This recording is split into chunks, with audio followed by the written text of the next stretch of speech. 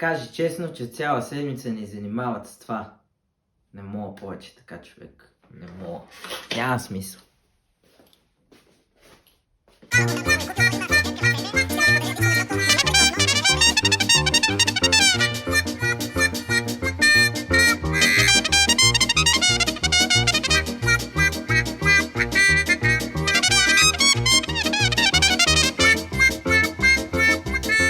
Колеги, малко се излагаме пред гостите, ако не е друго. Здравейте отново на всички познати и непознати. Този път бях доста бърз. И бях провокиран от кривите релси. Дали са на Борис Бонев или на Фандъкова, не е от голямо значение. И всъщност колко да са криви тия релси, човек? Колко да са криви? И какво показват тези релси? Това ще коментираме днес. Ако не сте се абонирали, ви моля да се абонирате. Ако ви е забавно, споделяйте. Да започваме. Всъщност този епизод ще бъде на ръба на отчаянието. На моето отчаяние, на ръба на моето търпение. Понякога имам чувство, че тези хора, които по един или друг начин са стигнали до политиката и до това да се занимават с нея, се подиграват. Ама и яко се подиграват с нас. Той е абсолютно прав за това, което казва на вашите зрители. Подиграват се с нас. Защо няколко дни две партийни структури бяха впрегнати? При това не случайни партийни структури, това е най-забавното. Две партийни структури на ГЕРБ и на новоизлюпващата се партия Спаси София, която беше по-известна като гражданско движение. Но същите тези 2 дни воюват едни с други чрез Фейсбук. Да, чрез Фейсбук. Не на някакъв дебат на сесия на Общински съвет, не в медиите, не на улицата, а чрез Фейсбук. И причината е, че на страницата на Спаси София се появиха едни криви релси от новозавършената линия на трамвай номер 5, някъде между Пирогов и Руски паметник. Къде сте криви? А след това от партийната централа на ГЕРБ буквално си щупиха краката да ходят до там или до места близки до там или до сходни участъци. Така и така никой не разбра какво се случва. Тъй те ги снимаха тия криви релси и всъщност обясняваха колко са прави и колко това е фотошоп на Борис Бонев. Сега в крайна сметка аз така и не разбрах. Въобще криви ли са тия релси и честно казано май много не ме и касае. Тук е момента да говорим кое всъщност е кривото. Криви са политическите разбирания, крив е политическия пиар и крив е начина на събиране на гласове. Наистина е много крив. Защото този дебат, дори не мога да го нарека дебат. По-странен би бил само дебат за липсата на вода на Марс. Всъщност това не е дебат. Няма как да е дебат. Ако тези релси са обективно криви, събирате си едните и другите, отивате на мястото, онези, които са го снимали, посочват, взимате един нивелир или там с каквото се мери, колко е право и колко е криво, мерите ги, разбирате дали са криви или не са криви, точка по въпроса. До 2 дни, 2 партийни структури, знаете ли кой не чухме? Не чухме някой грамотен, образован, транспортен инженер да ни каже опасно криви ли са тези релси или не са опасно криви тези релси. Всъщност тези релси бяха изтипосани във Фейсбук само за да се създаде този дебат. Пак казвам, силно казано дебат, спор в социалните мрежи, безмислен. Безспорно епичен, планетарно важен дебат. Това е показателно. Показателно е, защото, както казах, това беше един начин за разрешаване на спора. Втория начин може би беше някой да попита на сесия на Общински съвет дали проектът е инспектиран преди да му бъде издаден акт 16, който всъщност е документа, който въвежда в експлоатация този проект. Нямаше такова нещо. Имаше 2 орди във Фейсбук, които се клепат по коментари. Едните вадеха снимки колко са криви тия релси, другите обясняваха как това е някакъв тъп фотошоп. Дори имаше някакви опити за доказване всъщност, че снимката е манипулирана. И буквално около 10-15 видове гербаджии видове, имам предвид от младежи ГЕРБ до бивши депутати, се разхождаха по релсите, за да видят криви ли са или не са. Но всъщност това е еманация на това как се води политика в момента в България.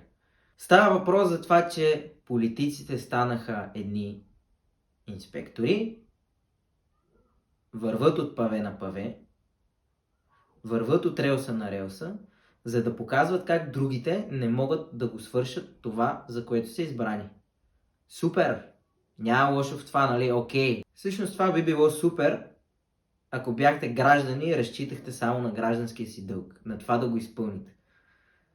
Но вие сте били кандидати за кметове и за общински съветници, при това с не лоши резултати, и в следващия момент да ми се правите нас репортери и да ходите насам натам и да обяснявате как ремонта не е окей, обективно той не е окей, но това да бъде вашата политическа дейност е, меко казано, много несериозно. Знаете ли какъв дебат трябва да се води за София? Не трябва да се води дебат дали са криво наредени паветата, това не е работа на политическите лидери. Не трябва да се води дебат дали са криви релсите. Това също не е работа на политическите лидери. Работата на политическите лидери в настоящия момент, на лидерите, които ще бъдат кандидати за кметове и общински съветници на Столична община, е да разработват политики, да разработват концепции.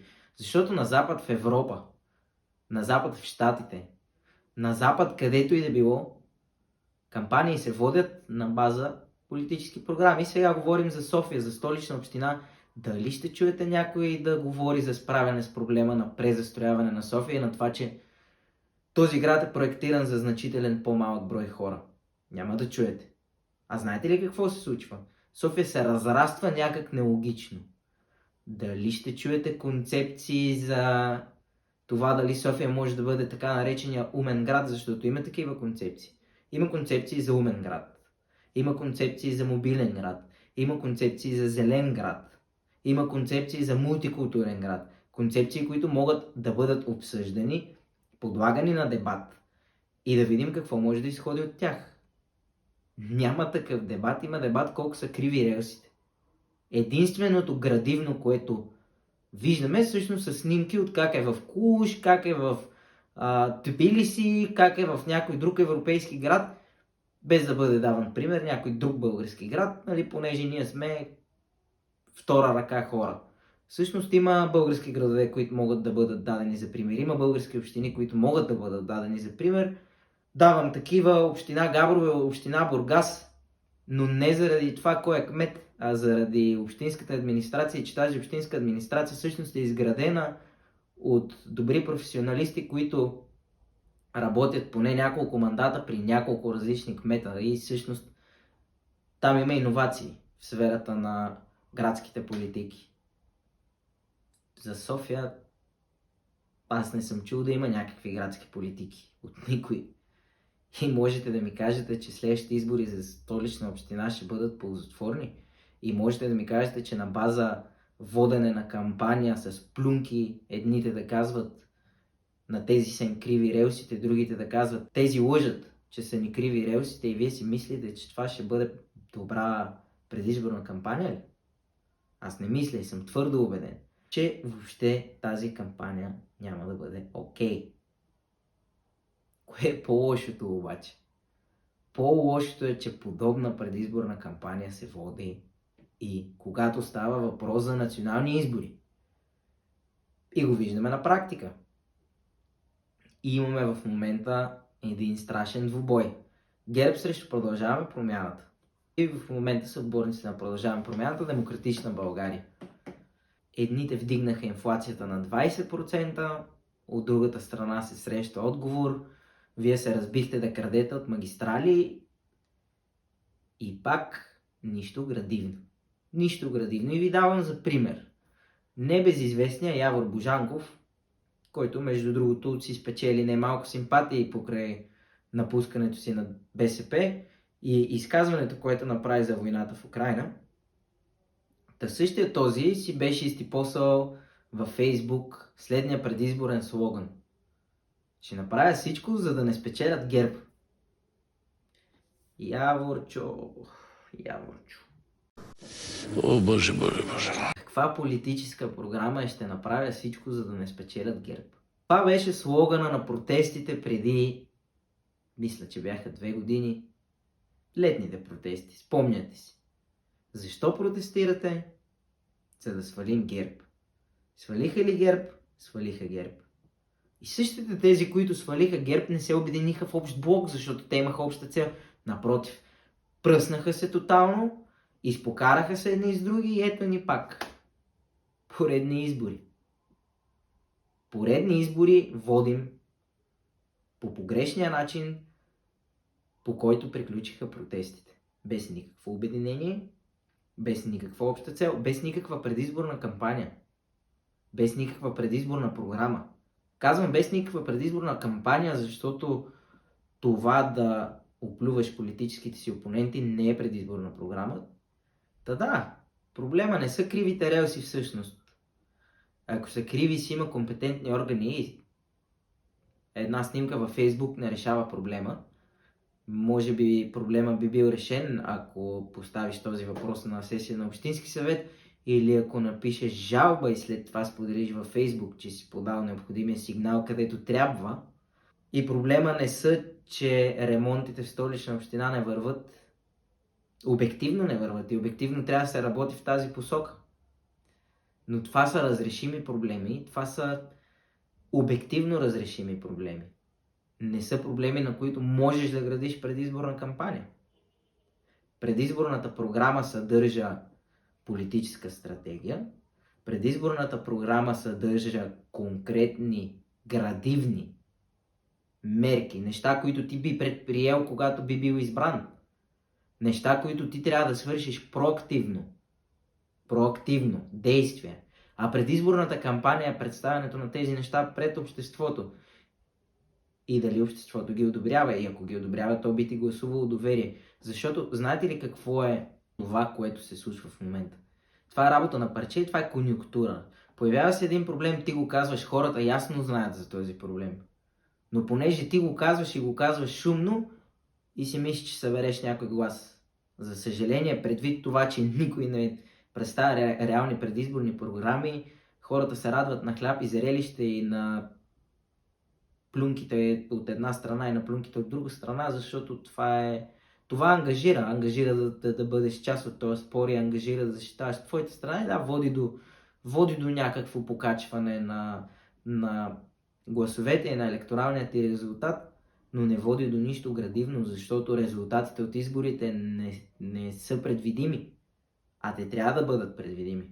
Резултатите от изборите са един празен чек.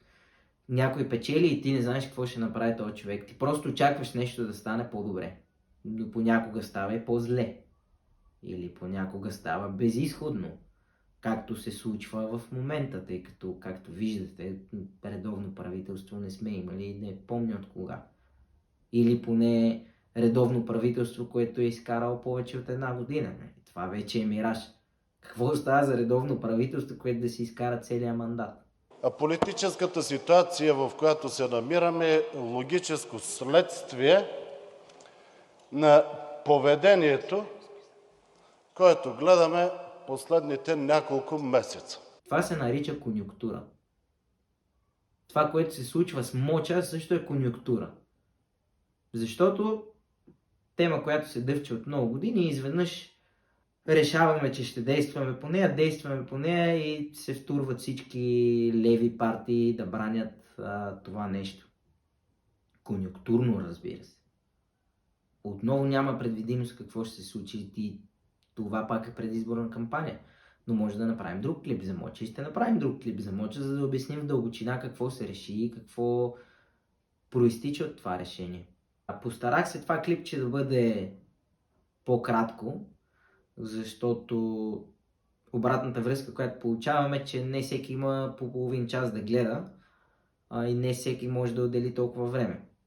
Опитах се да засегна само един проблем, който е еднопластов. Изводът е следния. Когато се прави предизборна кампания, е хубаво да имаш предизборна програма, в която казваш как ще управляваш. Критиката към управляващите е необходима задължително, но тя не е основа на твоята предизборна кампания. критиката към управляващите не е предизборна програма. Това да обикаляш като общински инспекторат от будка на паве на релси не е политическа дейност. Това е гражданска активност. При това, ако имаш НПО, което да следи за качеството на ремонтите или за изпълнението и за спазването на общинските наредби. Тъжно е обаче, когато някой го прави толкова увлекателно и до толкова партиите са станали скучни, че това нещо води до това ти да бъдеш един от основните кандидати за кмет. Води до това и опонентите ти да бъдат точно тези, които не могат един ремонт да направят както трябва. Не да направят, защото те не правят ремонтите. Един ремонт да въведат в експлоатация както трябва. Защото фирмите изпълнители правят ремонта, това е процедурата. Фирмата изпълнител прави ремонта, ти го приемаш или не го приемаш. След това има гаранционен срок, в който ти можеш да подадеш иск за некачествено изпълнение и да го убиш съответната фирма и да си получиш неустойките. Надявам се да ви е било полезно. Харесвайте, абонирайте, споделяйте и се надявам да се видим скоро пак. Довиждане, лек ден сега!